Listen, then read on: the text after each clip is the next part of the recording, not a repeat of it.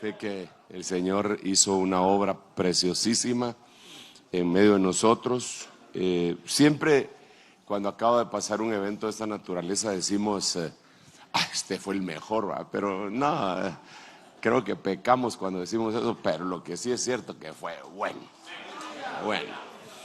En medio de los tunazos y en medio de las enfermedades que todavía oigo, algunos vestigios y resabios de las mismas, estuvo glorioso. Quiero agradecerle al Señor primeramente y a cada una de las iglesias que amorosamente nos alimentaron, a los invitados y a tanta gente, dieron no sé cuántas comidas ahí. Muchas gracias, estaba muy rico todo.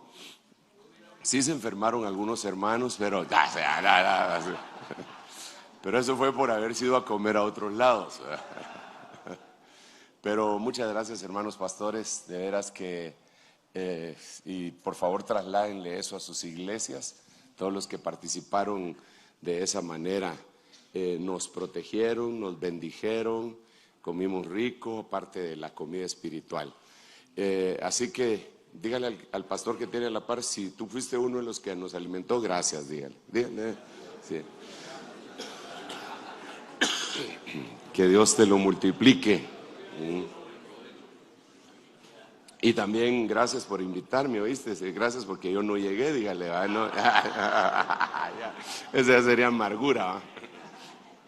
Ok, yo quisiera, miren, hay varios temas que hemos sido dejado pendientes, no sé por qué razón, o tal vez sí, surgen otros y damos por sentado que ya se terminó de trabajar en esos temas. Por ejemplo, tenemos pendientes las 9 potestades babilónicas, tenemos pendientes la estructura de Sodoma, tenemos pendiente de este retiro la llave de David, el tabernáculo de David. Nos quedó pendiente también los valientes de David, los ruegos apostólicos. Y yo creo que todo eso, esa temática, a mí por lo menos me gusta mucho agarrar un tema y remarcarlo, porque creo que no basta con que una sola vez se le diga a la gente, aunque no se repita lo mismo, pero sí la temática, ¿verdad? Se trata de que la gente lo absorba y es como martillar. Es como martillar, ¿verdad? Uno para meter un clavo tiene que darle muchas veces con el martillo hasta que queda bien clavado. Y la Biblia dice en Eclesiastés 12 que son clavos bien clavados, ¿verdad? Las palabras de los maestros de las congregaciones dadas por un pastor. De tal manera que yo le rogaría que le haga seguimiento a esta temática, a estas cosas que hemos conversado, que hemos platicado, que las estudie y las lance, que se le hagan rema y las lance, pero antes de lanzarlas, que las vivamos. Por ejemplo, el tema de los ruegos apostólicos que yo le puse, hablando con madurez, hablando con los maduros. Yo creo que la capacidad que pueda tener una persona que puede gobernar y mandar y dar órdenes e instrucciones y que se retraiga de eso para rogar, dice mucho de su persona, pero también dice de los que están con él. Porque, hermano, hay gente que no entiende de otra manera más que a tunazos, de veras, hermano. Mire, yo me recuerdo que en mi primer trabajo que yo tuve cuando salí de la escuela, no había salido de la escuela todavía. Bueno, me mandaron a trabajar al monte.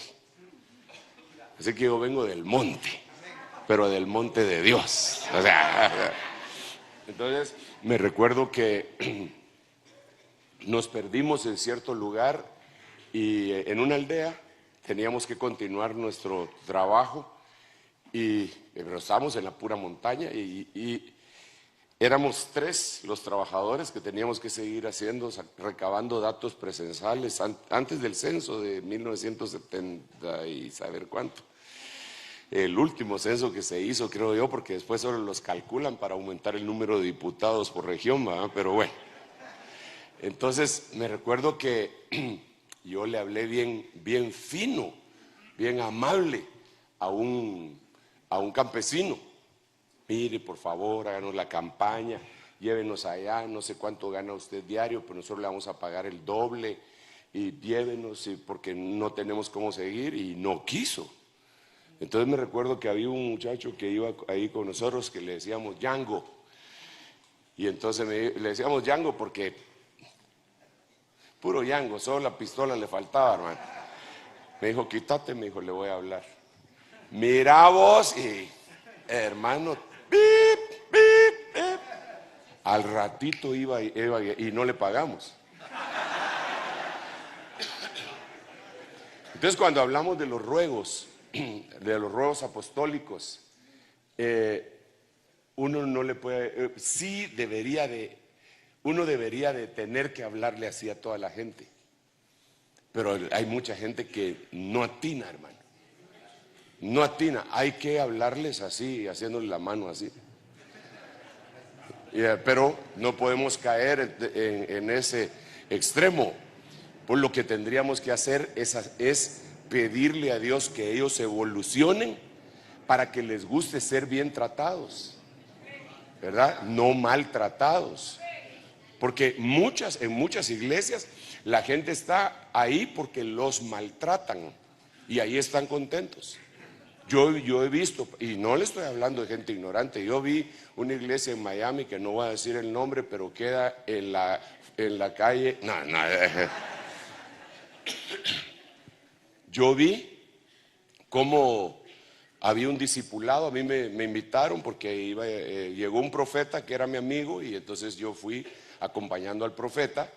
Él iba a dar una plática en un discipulado, así mucho, había unas 50 personas.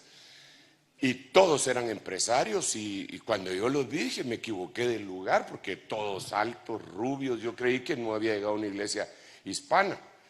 Todos así como aquí, ¿verdad?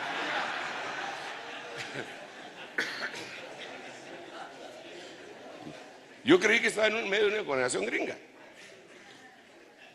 Perdón, no es café, es jengibre para poder medio controlar esta cosa. Y entonces el pastor, hermano, un pismiquito de tamaño, hermano, le empezó a tronar los dedos a todos los empresarios. Eran empresarios de altos vuelos, y les empezó a tronar los dedos. Bueno, pues saca su papel y lápiz, porque no quiero que mientras esté hablando el profeta ninguno de ustedes va a estar dejando de anotar. Y todos al balazo, hermano. Digo, pero ¿por qué les gusta que los traten así? Sí, ¿por qué? Entonces, la rogativa apostólica deja ver mucho la evolución y la madurez del ministro que está al frente, pero también deja ver mucho. Es que, mire, pues, es un montón de cosas. Deja ver mucho cómo está la gente y cómo es el ministro.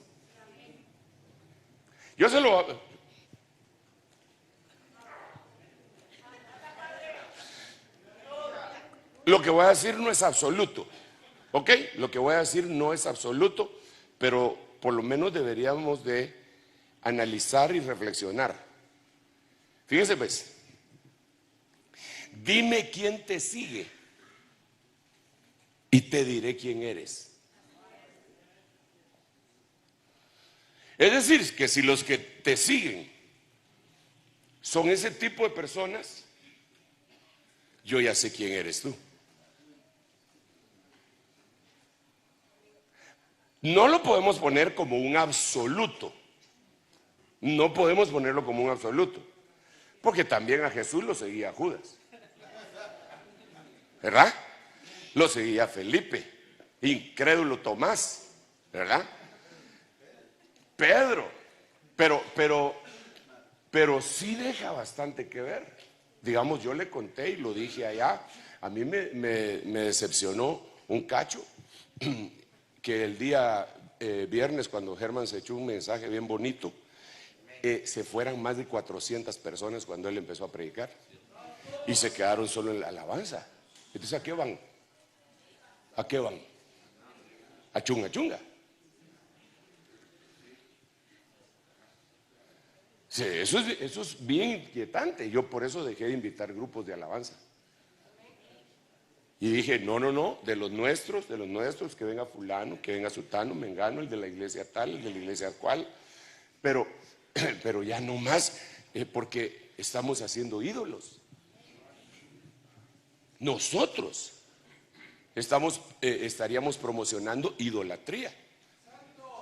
Y el problema de esto es que al final de cuentas, si somos de Dios, que somos de Dios, sí somos de Dios, ¿verdad? Nos pasan la factura a nosotros. Mire, si usted pone en un pedestal a una persona y esa persona es intocable y toda la cuestión, y para usted lo máximo esa persona, tenga la seguridad que antes de que venga el Señor se lo van a bajar del pedestal. Entonces, ¿quién sale perdiendo? El pobre que estaba en el pedestal, porque usted lo puso ahí. Yo por eso le digo constantemente a los hermanos aquí en la iglesia, y se lo digo a todos, mucha nada de idolatría. Nada de idolatría, no idolatremos ni apóstoles, ni profetas, ni evangelistas, ni pastores, ni maestros, ni salmistas. Y a ustedes los pastores les digo lo mismo. Si yo no estoy acá, un día jueves, espero que el mismo número que hay aquí vengan a la plática. Porque si no, me están siguiendo a mí y me están poniendo un pedestal y sopapo el que me voy a dar, culpa de ustedes.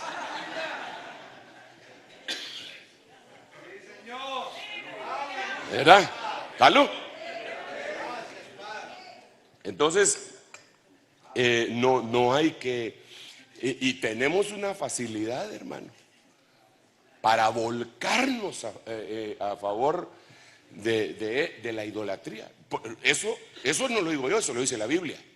Dice la Biblia, despojándonos de todo peso y del pecado que tan fácilmente nos envuelve. O sea que no es difícil. Imagínese usted, mire, pues le voy a poner otro ejemplo, Y estas no son reflexiones post retiro, ¿ah? Aunque sí es bueno que recojamos espigas, miremos y digamos, aquí está esto bien, esto hay que arreglarlo, porque qué retirón, hermano. La mera verdad, qué retirón. Pero mire pues, mire, el jueves evangelístico,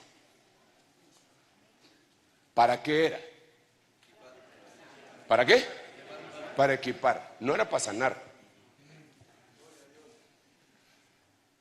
era para equipar. Para eso era. ¿Y cómo se equipa? Enseñando y poniendo en práctica. En otras palabras, yo vengo y te digo, ok, te voy a equipar, lo que yo tengo te doy. Aquí te lo doy, pues. Bueno, ahora párate y anda ahora por aquellos. Y desenchamucada, no sé quién.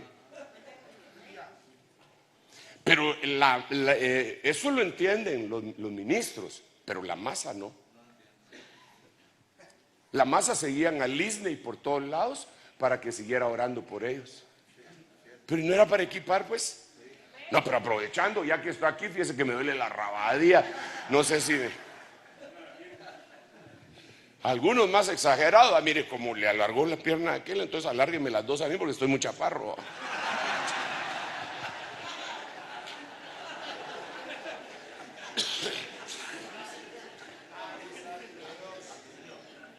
Equipar.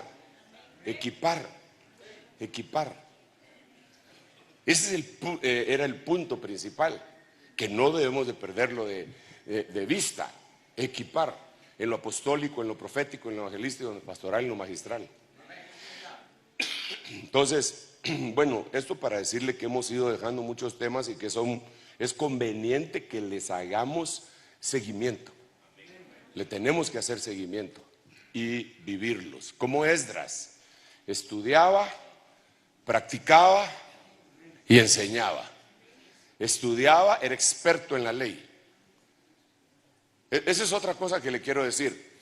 Nosotros tenemos que llegar a ser expertos. Yo me recuerdo que hace algún tiempo, ya ni me acuerdo cuánto, hace unos 6, 7, 8, 9, 10, a saber cuántos años, tuvimos una actividad de esta índole que estoy hablando, y el Señor me dio un tema a mí que se llamaba los expertos. Que habían diferentes tipos de expertos. Usted no se acuerda porque no lo volví a repetir y a repetir y a repetir.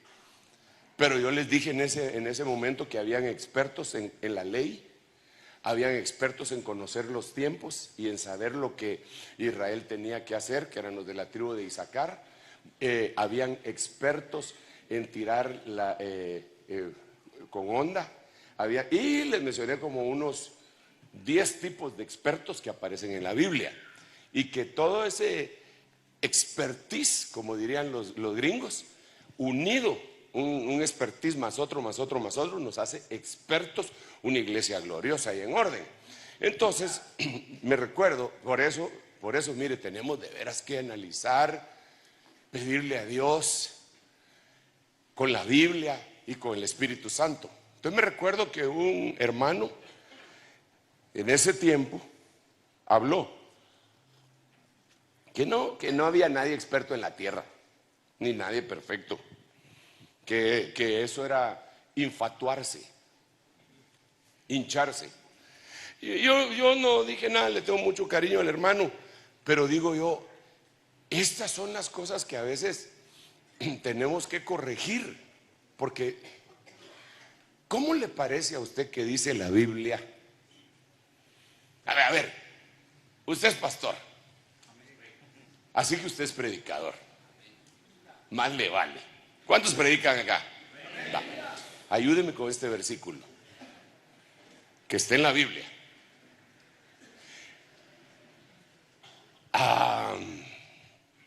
No seas demasiado justo.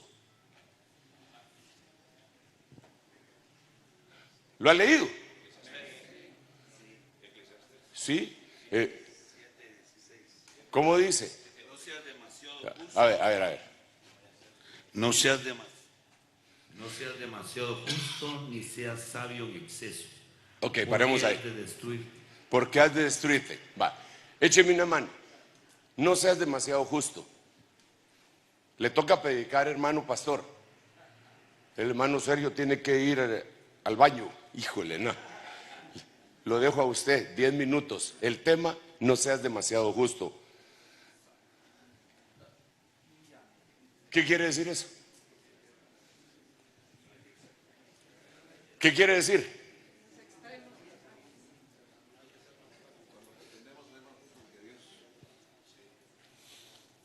Mire qué bonito todo lo que me están diciendo. Lástima que me lo dicen en voz tan baja y algunos solo lo piensan.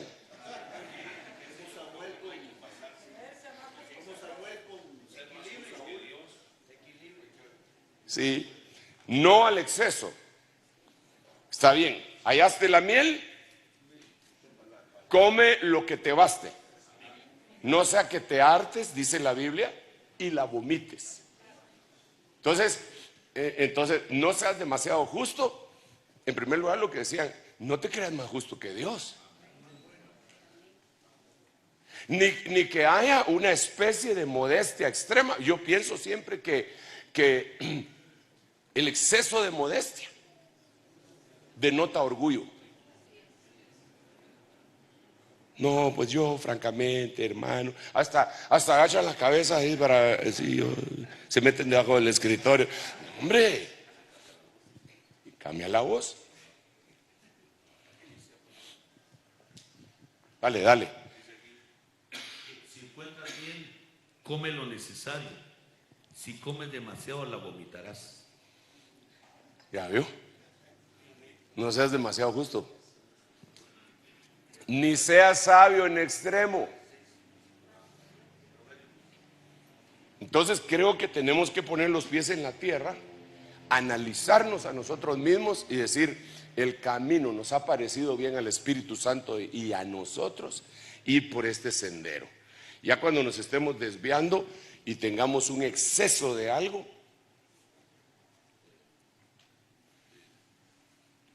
y eso hasta para predicar.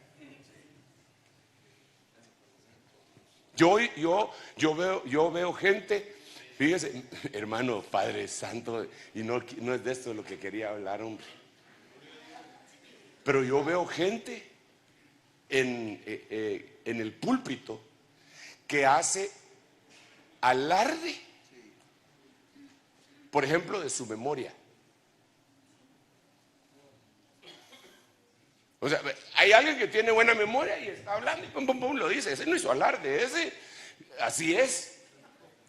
Pero alguien que quiere que los demás se den cuenta de que, jaja, ¿y cómo se sabe esas palabras de domingo, verdad? ¡Wow! Y entonces, eso puede ser muy malo. Ese es un exceso que nosotros deberíamos de frenar. ¿Le hablo con ejemplos o no? ¿Qué sería hacer alarde? De una buena memoria.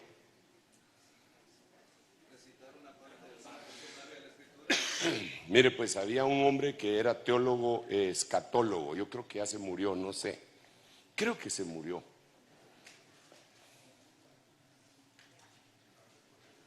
Darío Salas. Ya se murió, ¿ah? Empezaba él a enseñar. Entonces decía, usted lea tal, usted lea tal, usted lea tal.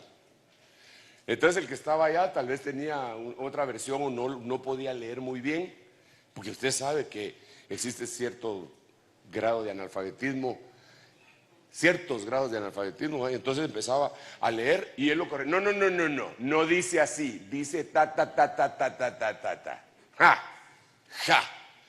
Si él se está haciendo alarde de su memoria, y ni siquiera su memoria, porque lo que sabía era ese versículo. Entonces, eso no lo podemos hacer, esos son excesos que nosotros debemos de analizar y decir, no, yo voy a predicar de acuerdo a como Dios me ayude. Lo voy a tratar de hacer en lo mejor, pero no voy a ser carnal para predicar, para nada, pues. Entonces, estudiar, ser experto. ¿Cuántos quieren ser expertos? Tienes que ser experto.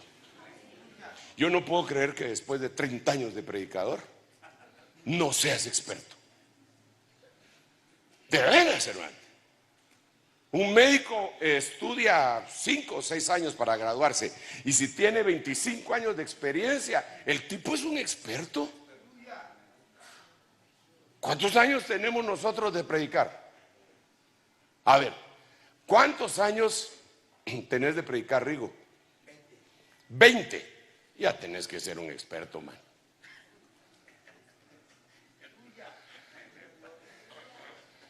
¿O no? No, pues, perdón, no era eso lo que iba a hablar. Mire, pues, es más lo que iba a hablar, la vida que emerge del agua. Ahorita voy. Todavía tengo media hora. Pero analicemos esto. Analicémoslo. ¿Cuántos años tenés, Tito? De predicar. ¿Ah? Sí, por eso, pero ¿cuánto tiempo? A los 6 meses de edad. 32 años de predicar. No, tendrías que tener un PhD en predicación.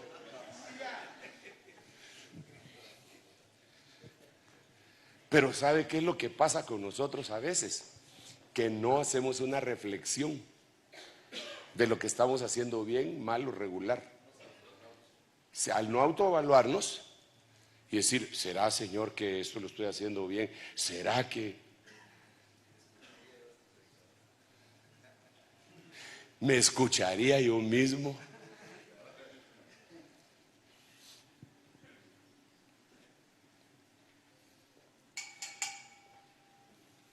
Yo oigo gente de predicadores de años que usan muletas, hermano, que ya son insoportables. Y año con año se las vuelvo a oír.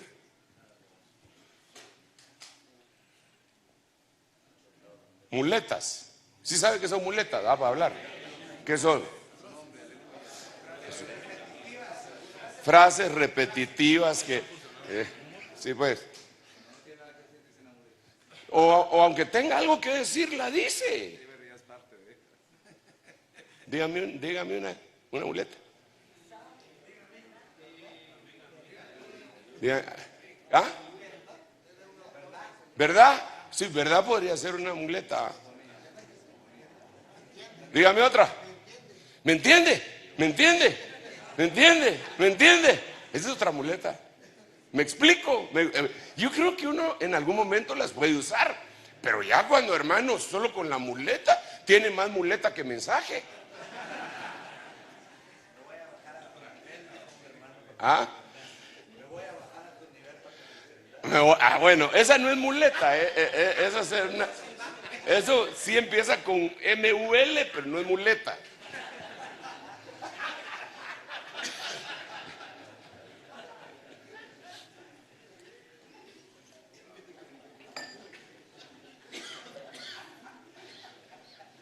¿Para qué? Sería poner en evidencia, ¿ah?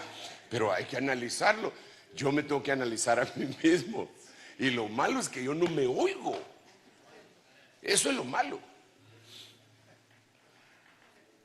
Ok, entonces, después de un evento de esta magnitud, tiene que haber una evaluación de la misión, de nuestras congregaciones, de nuestras participaciones, de nuestras motivaciones. Tiene que haber. ¿Por qué razón? Porque es una ola y nos subió el Señor a la cresta de la ola. Y entonces ahí tenemos que aprender un montón de cosas. Experto en la ley. La estudiaba, experto en la ley. A veces uno deja de estudiar y cuando uno deja de estudiar dice cosas que no debería de decir porque no están en la Biblia. Y uno afirma que están en la Biblia. Sí, entonces eso sería una cosa. La otra cuestión sería practicarla. Practicarla. Aprendí algo, lo vamos a llevar a la práctica. No puede ser platónico, no puede ser poético. Tiene que llevarlo uno a la práctica. Una cosa que me gusta mucho de algunos ministros de los nuestros, le voy a mencionar uno de ellos, hermano Germán Ponce. Ese oye un mensaje y ya está viendo cómo lo aplica. Entonces, de plano que tiene éxito. Oye el mensaje. No lo está oyendo para predicarlo, aunque sí lo va a llegar a predicar, sino que lo está oyendo para ver cómo lo va a aplicar. Yo por lo menos me lo he controlado en unas 2 o 3 oportunidades haciendo eso. Con el tema aquel de las 48 ciudades de pastoreo, sacaron entre todos y de una vez lo aplicó en diferentes departamentos de su iglesia. Yo no lo he hecho aquí todavía. No solo eso, pero al aplicarlo, me recuerdo que dimos un mensaje acerca de Ruth. Y sacó, entonces lo que tengo que hacer es esto, en la iglesia tengo que hacer esto, tengo que poner este grupo de tal cosa. Entonces, expertos en la ley, no para aumentar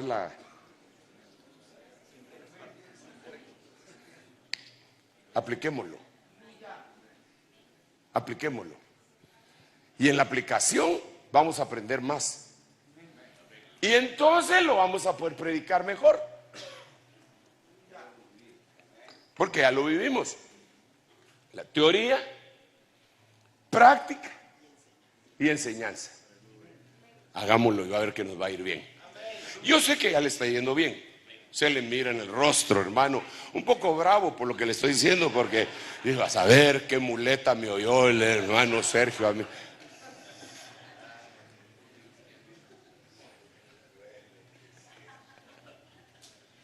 No, hablando en serio, ¿usted no se ha localizado alguna muletilla en su prédica? En la suya, pues. ¿Sí? Dígame. Muchos hermanos. Yo no sé si será muleta. Mi suegra no era evangélica, pero me oía. Me la controlé que me oía. ¿Sabe por qué? Porque un día le dijo a mi esposa, ese Sergio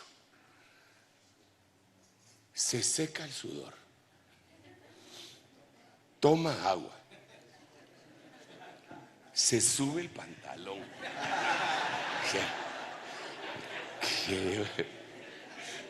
Viejita, dije yo.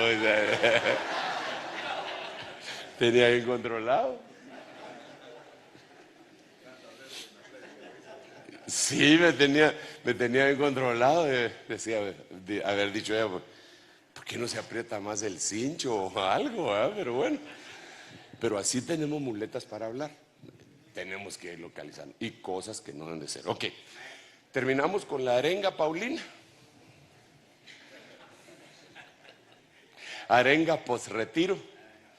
Y entonces miremos al ejemplo más grande que jamás ha estado sobre la tierra, el Señor Jesús. Usted sabe que el Señor Jesús, y aquí tengo que volver otra vez a la carga con lo siguiente. Por ejemplo, eso que acabo de decir, volver a la carga con lo siguiente, voy a ver si no es mi muleta. Vamos a ver, algún día seré colocho. El Señor Jesús es lo máximo que ha existido en la tierra, definitivamente. Bueno, y no solo en la tierra, pero la perspectiva que tenían los diferentes discípulos y grupos era distinta. Cómo lo miraba Mateo, Marcos, Lucas y Juan a él es bien distinto. Parece ser que el que más enamorado estaba era Juan, y por lo tanto miraba desde otra óptica la vida del Señor Jesús. Otro de los que estaban enamorados y estaba íntimamente ligado también con Juan era Pedro. Incluso cuando corrieron al sepulcro, corrieron juntos. Pero desde luego que Juan, al ser más joven, me imagino yo, o el amor lo hizo correr más rápido. La cosa que él llegó primero al sepulcro, pero no entró. Eso es una gran lección, porque el amor llegó, pero no entró sin que llegara la decisión. Pedro representa ahí la decisión, la definición, el valor, la madurez, y el otro es el amor. Entonces, ellos dos describen, y claro, ahí tenemos que meter a Pablo porque son de altos vuelos, describen la relación de Jesús con el agua. Pedro dice, pues cuando dicen esto no se dan cuenta de que los cielos existían desde hace mucho tiempo. Y también la tierra. Pero es interesante que diga surgida del agua y establecida entre las aguas por la palabra de Dios. Fíjese que al contextualizar este versículo, a mí me lleva al Salmo 24, me parece, donde dice que Jehová es la tierra y su plenitud, el mundo y los que en él habitan, porque la fundó sobre los mares, aguas, y la afirmó sobre los ríos, aguas. Entonces, ¿de dónde brotó la tierra? ¿De dónde brotó la vida? ¿De dónde brotó la nueva creación? Del agua. 24 es, ¿verdad? Entonces, me parecería que esto que dijo Pedro, el contexto es Salmo 24:2. ¿Qué significa el agua?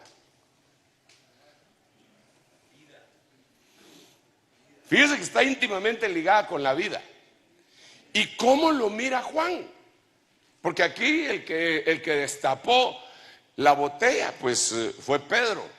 Pero ¿cómo lo mira Juan? Y yo veo por lo menos unos 10 versículos en donde Juan asocia el agua con Jesús y nuestra evolución. Miremoslo. Número 1, Juan 1:31.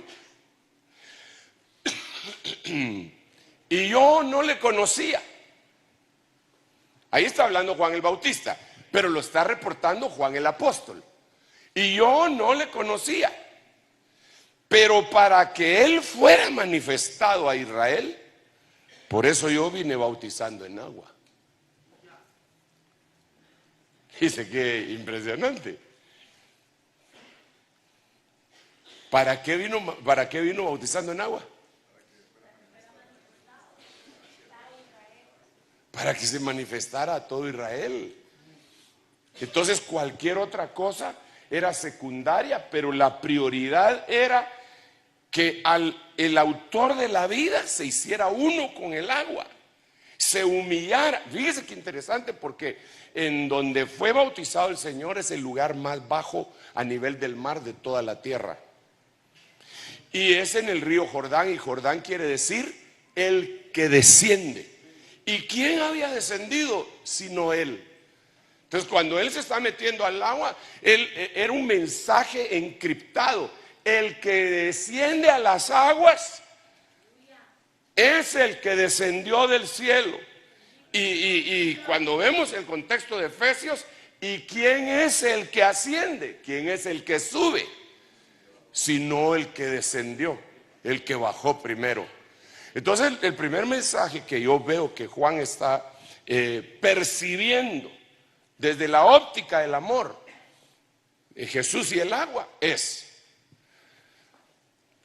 humillación personal. Que uno pueda bajarse y decir, ok, aquí estoy, porque usted sabe todo lo que el Señor hizo. Juan no lo quería bautizar, sino que le decía, es necesario que tú me bautices a mí y no yo a ti. Ahí era perdón que lo diga de esta manera, pero una lucha de humildades, pues. Pero ¿quién le va a ganar al Señor Jesús en humildad? No, le dijo, bautízame, porque con eso cumplimos con todo lo que está escrito, con lo que Dios estableció. Bautízame, pero ¿cómo va a ser si tú eres el Mesías? Y Pablo bautiza, y entonces empieza la historia. En la humillación que representa el agua, el bautismo en agua representa una humillación.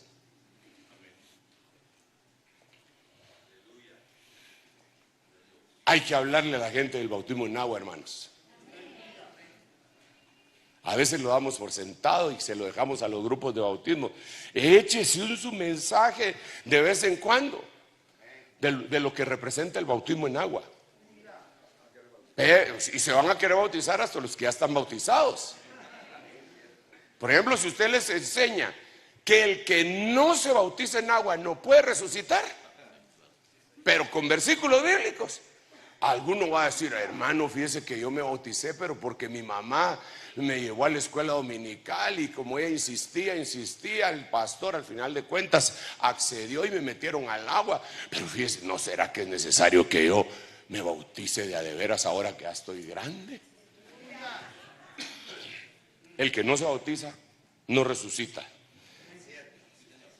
Pero todo lo que representa el bautismo no solamente es eso, es humillación. El agua en ese momento, como lo vio Juan, el agua, el que desciende, el que se humilla, está representando precisamente ¿cómo decirlo? El enganche de la muerte.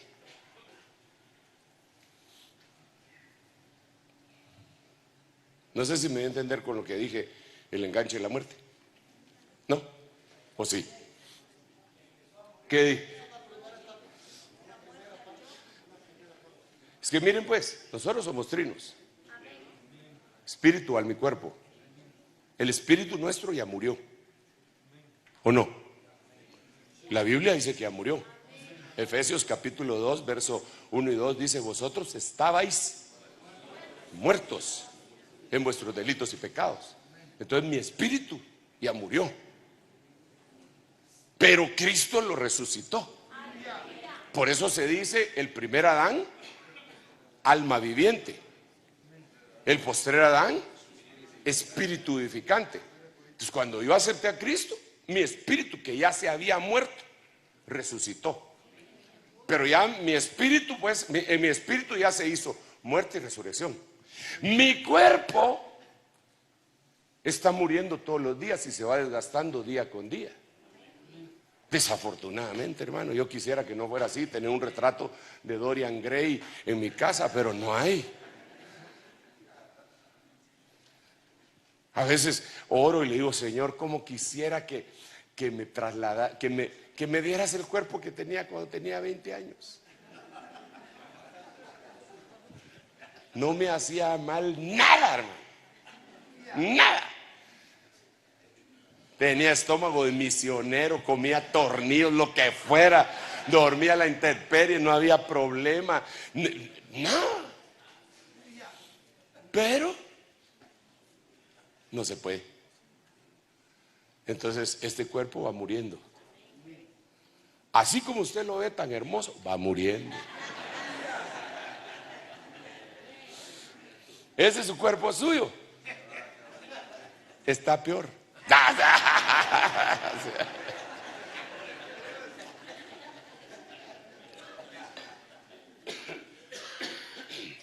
Y un día se va a morir. Si el Señor no viene, seamos, hermano, realistas. Se va a morir.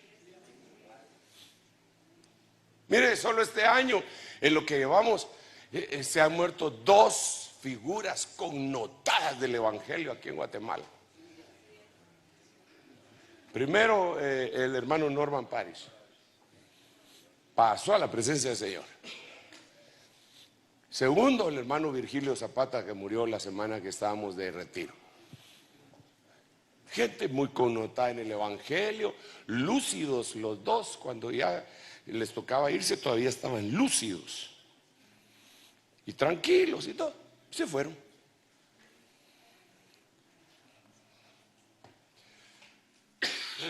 A usted también le toca y a mí también. Sobre todo si toso mucho, usted me lo va a creer bastante, ¿va? Pero esa es la muerte del cuerpo, pero no se va a quedar en la tumba. Entonces lo que falta es el alma, porque el espíritu ya dijimos que se murió y resucitó. Mi cuerpo se va a morir en algún momento y va a tener que resucitar, a menos de que Dios le haga un upgrade, estando vivo y ya, ¿verdad? Pero mi alma tiene que morir mientras está dentro de mí. Porque si mi alma se me sale, entonces mi ser integral se muere. Así dice la Biblia. La Biblia dice, y se murió porque el alma se le salió. Entonces cuando el alma de una persona se muere, ahí, en cambio el espíritu no, el espíritu sí se puede salir y uno no se muere. Por eso es que Pablo hacía, bueno, le llaman los esotéricos, le dicen proyecciones astrales. Pero es que se sale el espíritu, va hacia determinado lugar, hace, ve, aprende, reprende, batalla y regresa. Y el cuerpo no murió. Pero si se le sale el alma, se murió. Entonces el alma la tenemos presa acá para matarla y resucitarla. Entonces el enganche para que el alma se muera es el bautismo en agua. El down payment, dirían los gringos, ¿verdad? Ahí ya empezó. Después vienen otras muertes, la Santa Cena, la ofrenda. La ofrenda es una muerte.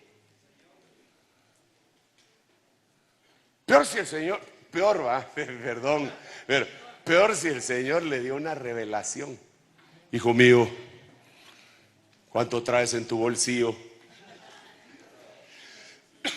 Señor, traigo todo lo del mes. Y ya diezmé, tengo que hacer la aclaración, Señor, que ya diezmé. Muy bien, hijo mío, dame todo lo que tienes. Pero ¿y cómo el resto del mes? Dámelo. ¿Usted cree que una persona que no está dispuesta a morir lo va a dar? Se va a poner a reprender. Pero si no, va a decir, bueno, Señor, y muere. La ofrenda también es una cuestión de muerte. Entonces, el bautismo es lo que, mira, la primera relación que yo veo en la lectura que hace Juan, el apóstol, es humillación, agua, Jesús, humillación, ejemplo a seguir. Anhela esa agua y echa tu pan sobre esas aguas. Sigamos adelante, decía Mario Fuentes Peruchini hace mucho tiempo. Juan capítulo 2 verso 9. Esto tampoco lo reportó nadie más. Cuando el maestresala probó el agua convertida en vino, y como no sabía dónde era, pero los que servían, que habían sacado el agua, lo sabían, el maestresala llamó al novio. Entonces, aquí hay otra cosa. Aquí ya no es la humillación de la muerte del alma, ahora es la transformación, la obediencia, el sacar fuerzas de flaqueza en donde ya no hay nada. Porque las vasijas esas, ¿cómo es que se llamaban esas tinajas, vasijas? ¿Cómo era? En donde, donde tinajas dice de la purificación. Tinajas dice o no. Tinajas son, ¿ah? Estaban vacías.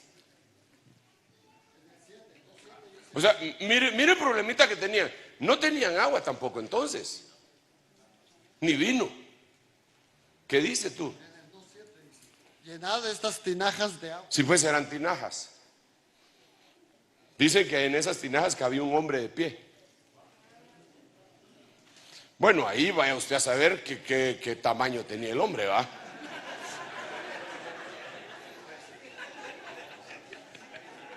Porque podría ser que era una tinajita de ese tamaño, ¿va? O podría ser que cupiera uno del tamaño de Arjona, ahora que se peleó con CNN, ¿va? Que ese mide 1.90 el cuate, man, para llenar esa cosa, así que. Pero la cuestión está en que representa el que uno se vació completamente y ahora viene el hecho de sacar fuerza de flaqueza en medio de la debilidad, decir fuerte, fuerte soy. En medio de la prueba. Por eso dice la Biblia que si tú dejas de trabajar en el día del conflicto, tus fuerzas disminuirán. Entre paréntesis, cuando no tengas nada, no tengas ganas de trabajar para el Señor, estés tirado, deprimido, enfermo, lleno de problemas, ese día es el que te tienes que levantar con más ánimo. De alguna manera te tienes que levantar, echarte un duchazo con agua con hielo, sacudir la melena alborotada y decir así con inspirado acento y levantarte y decir vamos, vamos, vamos, vamos, vamos. Pero es que estoy ardiendo en fiebre. ¿Qué? Estoy ardiendo, pero por el fuego del Señor. Vamos, vamos. Aunque no sea así, pero en el camino el Señor te va a dar la fuerza. Créelo. Así que ánimo. Hasta un poema se echó Fernando allá. Fernando Campos. Si en la lid el destino te derriba, si todo en tu camino es cuesta arriba, si hay faena excesiva y vil cosecha, si a tu caudal se le contraponen diques, date una tregua, pues no claudiques. Primera de Fernando, libro apócrifo.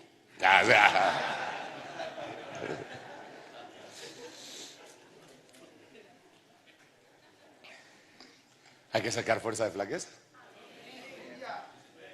¿A cuánto les ha ido bien últimamente? A mí me ha ido bien, pero también me ha llovido, hermano. Hay veces que digo yo, Padre Santo, ¿y ahora qué hago, Señor? ¿Sabe qué hago? Lo que dice la Biblia: resistid al enemigo y vosotros huirá. Y entonces, pero para tipificarlo, para ponerle una especie de figura, me voy a la esquina. No a la esquina de mi casa, sino que del ring.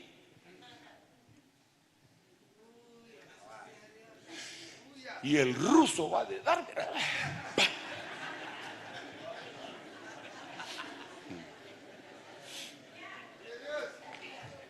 Pero yo sé que al final, puro Rocky. ¡Ariel! ¡Ganamos! Todo trancaseado. El Señor está con nosotros. Y si Él está con nosotros, ¿quién contra nosotros? Así que levantémonos y vamos a... Levantémonos y echemos para adelante, hermanos. Yo sé que muchos de ustedes han pasado pruebas. Allá por aquel lado veo a Miguel Caravantes, que estuvo con arresto domiciliario, creo yo. Está.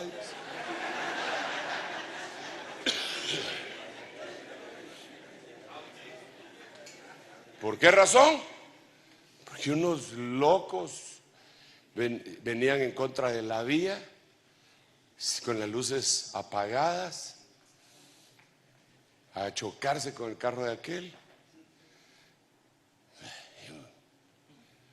Por aquí vi a Haroldo, creo yo. A Haroldo que veniendo, no sé si venías pero tuviste un accidente que se atravesó un caballo. Mire qué caballo más bruto, hermano. Se le atravesó. Pero usted sabe lo que es chocar con un animal de esos. Hijo.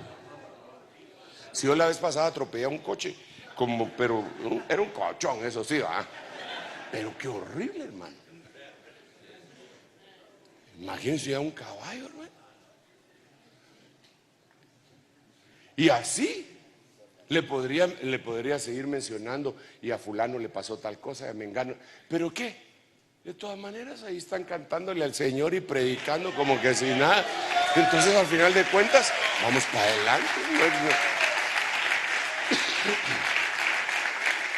Y tenemos que tener bien claro que el enemigo nos va a mandar falsos profetas para amedrentarnos. Y no solo eso, sino que va a decir otro montón de cosas para frenar el ímpetu de la iglesia gloriosa. Pero ahí, mire, chasajeados y toda la cosa, pero con la espada en la mano y la bandera también. Y vamos para adelante. Si esto se va a terminar, de un momento a otro se va a terminar esta temporada. Sí, así como están las cosas, hermano. Digo yo, wow, falta todavía que se haga una incursión sobre Irán, porque la planificación inicial era invadir 7 países, del cual falta Irán. ¿Irán a hacerlo? ¿Quién sabe? ¿No me echas una manita para... No sé cómo se hace, no sé si es solo así. Gracias, hermano. Gracias, muy amable. Perdonen, pero ahora puro jengibre, hermano. Qué rico. Solo que le dejan. Sigamos pues. ¿Cómo? Ah, no, si ya se me terminó el tiempo. Pero espérenme un ratito. San Juan capítulo 3, verso 5. Jesús respondió: en verdad te digo que el que no nace del agua y del Espíritu no puede entrar en el reino de Dios. Entonces aquí nuevamente se habla del bautismo en agua, pero ahora bajo la perspectiva de ya no la muerte al yo, sino poder entrar a una nueva dimensión. Una dimensión que antes de entrar hay que verla. El reino de Dios. Nazco de nuevo, miro, nazco del agua, entro. Me empiezo a despojar de un montón de cosas que pueden ser tantas situaciones anómalas en mi vida, heredo. Por eso los borrachos, los afeminados, los que se echan, dice que esos no van a heredar. ¿Dónde está ese versículo? No, me parece que está en 1 Corintios. ¿Cómo dice? Si lo tienen, se los agradecería. ¿Cómo dice que dijo? No sabéis que somos. 1 Corintios 6:9. ¿O no sabéis que los injustos no heredarán el reino de Dios? No os dejéis engañar. Ni los inmorales, ni los idólatras, ni los adúlteros, ni los afeminados, ni los homosexuales. ¿Qué? Verso 10. Ni los ladrones, ni los avaros, ni los borrachos, ni los difamadores, ni los estafadores heredarán el reino de Dios. Entonces pregunto, ellos no lo van a heredar. Ellos no lo van a heredar. Ay, gracias, mamita. Dios te bendiga, mamita. Ellos no lo van a heredar. Pero ahora pregunto, ¿irán a entrar?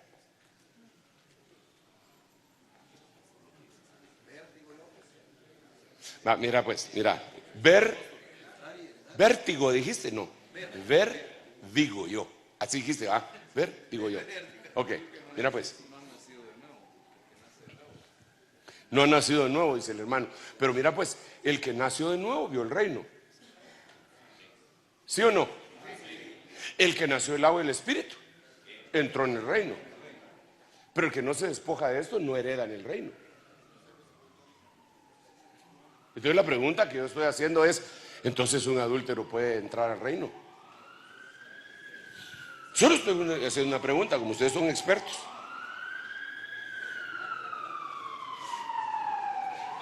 Espérese que pase la llorona y vamos a... ¿Qué es necesario para ver? Para ver el reino. ¿Qué es necesario?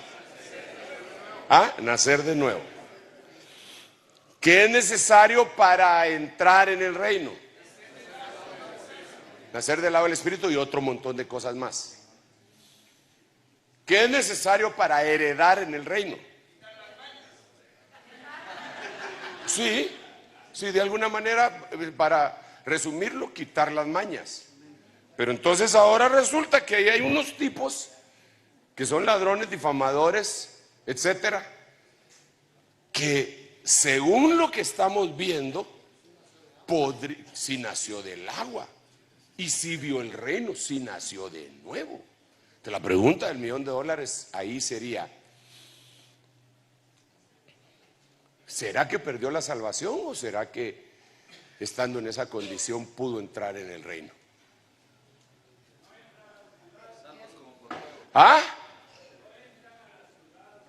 Sí, no entran, pero están.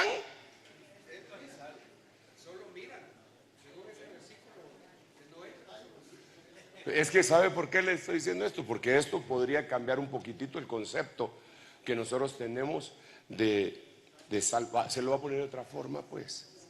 Yo no estoy afirmando nada, solo estoy lanzando unas preguntas con textos bíblicos. Si un tipo es un fornicario, empedernido, mezclado con adúltero, y él nació de nuevo, se bautizó en agua,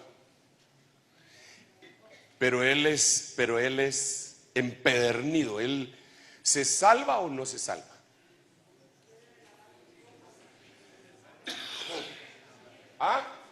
Tiene que lavar sus ropas. No, pero la pregunta es, ¿se salva sí o no?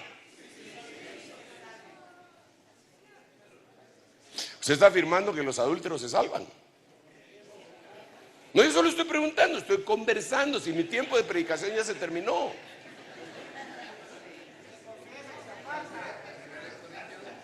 Corintios 3:13 dice que la obra de cada uno será manifiesta porque Mire pues. El tipo que se estaba metiendo con su propia madrastra, de 1 de Corintios capítulo 5. Qué abominación la que hacían esos dos infelices. De veras, hermano. Porque el papá se levantaba a trabajar y el hijo de él se acaba con la madrastra. De viva la flor todo el día de luna de miel. La pregunta es, ¿qué le pasó a ese tipo? El apóstol Pablo viene y dice, entréguenlo a Satanás. Entréguenlo a Satanás para destrucción del cuerpo, a fin de que su espíritu sea salvo, o sea que no se había perdido. Mire lo que estaba haciendo y no se había perdido. Claro que ese lazo, ninguno lo conocemos cuánto lazo nos da el Señor. Porque hay unos que tienen un lazo, hermano, y otros que lo tienen cortito. Y hay que tener cuidado porque al que le dan lazo, se termina ahorcando. Es bien complicado. Por eso yo no afirmo nada, solo le hice preguntas. ¿Qué manda?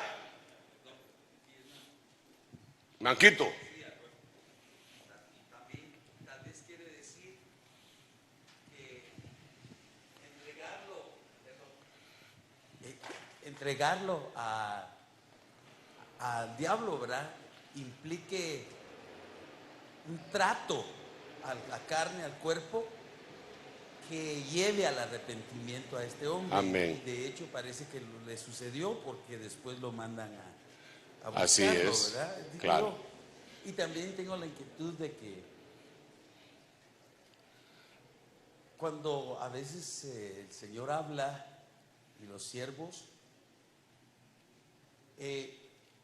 no está haciendo Él, me parece a mí, a veces dando puntos doctrinales, sino que ejemplos con diversidad de sinónimos o de maneras de decir lo mismo. Por ejemplo, ver, entrar, podemos hacer la diferencia. Yo sé que ha de haber, pero también pudiera nada más ser una manera diferente de expresar. De decir lo mismo. ¿Sí? Podría ser. Pregunto. Mira, en la primera cosa que dices estoy completamente de acuerdo, porque el propósito de la entrega, de entregar a alguien a Satanás nunca puede ser por venganza. Y a Himeneo y a Fileto los entregué a Satanás. ¿Para qué? Para que aprendan a no blasfemar. Pero los entregué no por venganza, los entregué porque yo quiero que ellos aprendan. Y como son tan testarudos estos dos, ya los conozco, yo estoy parafraseando a Pablo, no van a aprender si no los ayuda el diablo. En el caso de este tipo, cuando el diablo, es que imagínense, se lo dejaron al diablo, el diablo ha de haber dicho, gloria a Dios, que me lo dejaron a este. Y lo ha de haber hecho trizas. Y yo creo, por eso el apóstol Ríos acostumbraba a decir que lo peor que le puede pasar a uno es que no le pase nada. Porque si a uno no le pasa nada, quiere decir que uno no tiene un trato con Dios y no va a tener la capacidad de arrepentirse, porque ustedes recordarán que existen dos tipos de arrepentimiento: el arrepentimiento que viene de Dios y que produce arrepentimiento, la tristeza que proviene de Dios y que produce arrepentimiento, y la tristeza que viene del mundo, que produce muerte.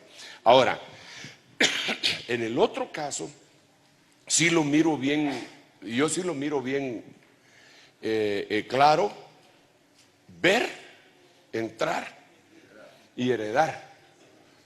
Porque para mí que definitivamente no es lo mismo nacer de nuevo que nacer del agua y del Espíritu. Son dos pasos totalmente distintos, ver, entrar y heredar. Pero ahí sí hay bastante tela que cortar. Yo siempre lo dejo así como una inquietud, ¿verdad? Pero siempre, pero yo pienso que algunas personas cristianas se van a morir en pecado y se van a salvar, pero van a perder galardón y la van a pasar muy mal. Y de ahí viene la idea de algunos del purgatorio. Pero aunque la idea de la religión grandota del purgatorio, lo que ellos decían era que aunque no hubieran tomado una decisión aquí en la tierra, se les podía salvar cuando ya se habían ido, y eso no puede ser. Pero el alma sí tiene que tener un periodo de purificación tremendo, si lo tiene que tener el espíritu. ¿Os habéis acercado a los espíritus de los justos, hermano? Bueno, tengo aquí otro montón, pero ya es hora. Pero déjenme leerle otro. El que beba del agua que yo le daré, no tendrá sed jamás, sino que el agua que yo le daré se convertirá en él en una fuente de agua que brota para vida eterna. Y aquí está hablando el Espíritu Santo.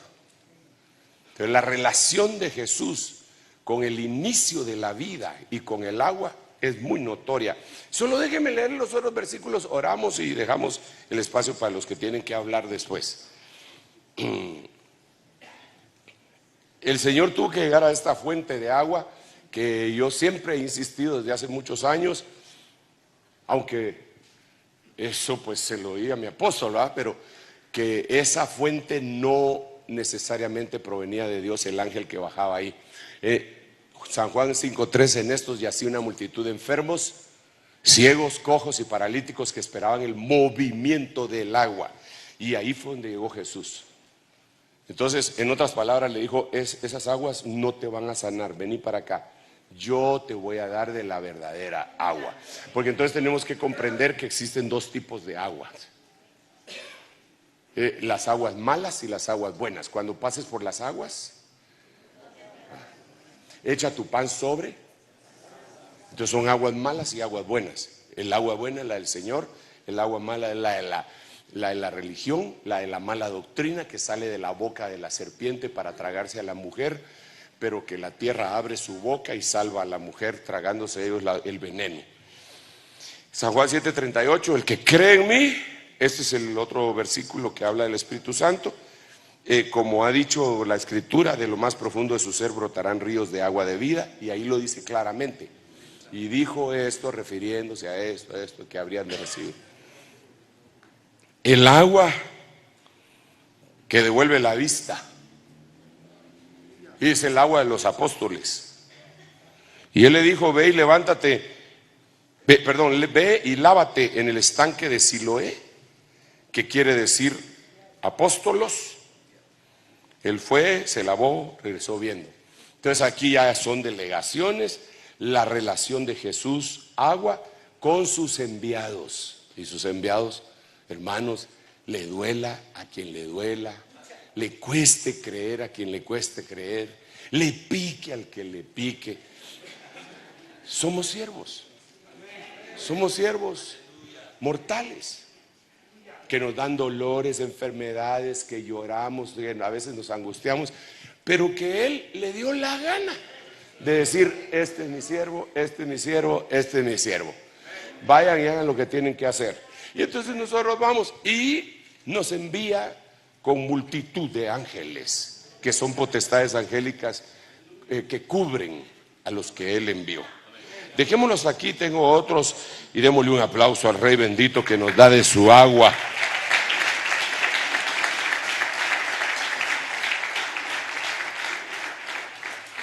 Yo me acuerdo que había un cantante cristiano que cantaba una canción que decía: el agua de la vida, el agua, Jesús yo la tomé.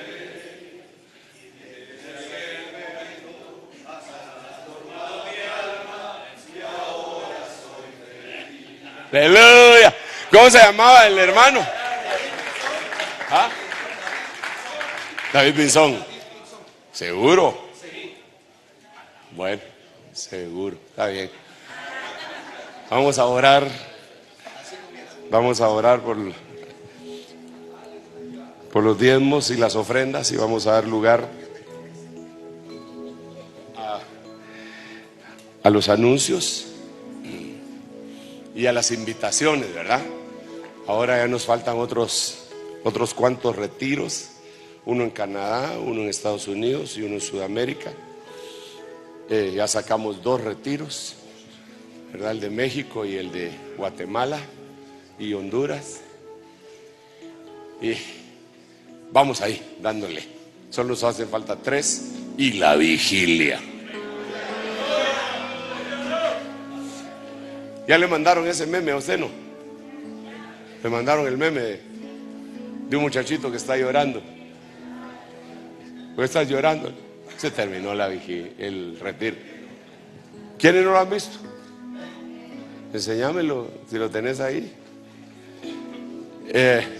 Entonces lo calma. Y yo no sé qué película será esa, pero ustedes, como los molesto siempre, no me van a querer decir qué película es. ¿Ah? Ya. Tráetelo. Pero ese que sí se puede conectar aquí. No. Ay, Dios. Pásamelo. Aquí está. Vamos a ver. Ese tampoco se puede. Pero no se mira. Ahí está, ¿eh? ¿Qué tienes? Le dice. Y el otro está llorando. Se acabó el retiro de verano. No se nota bien y abajo lo está abrazando. Tranquilo, ya viene la proclama profética.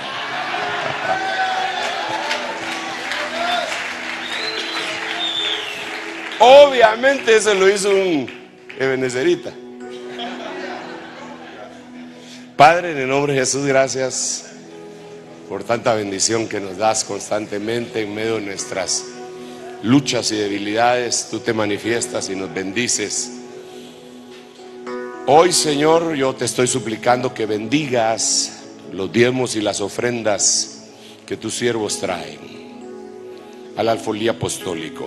Bendice a cada uno por nombre, Señor, por favor, en el nombre de Jesús. Pueden pasar mis hermanas ministrando, recibiendo las ofrendas y los diezmos, mientras usted se sienta un ratito para oír aquí al hermano Abraham de la Cruz. Gloria a Dios. Solo gloria al Señor. Solo tal vez, hermano, quisiera suplicarle su apoyo. Hay bastantes necesidades que hay en medio de los ministros que están pasando algunas necesidades, algunas situaciones de salud también. Entonces quisiera que pudiéramos orar por ellos, ¿verdad? Juntamente.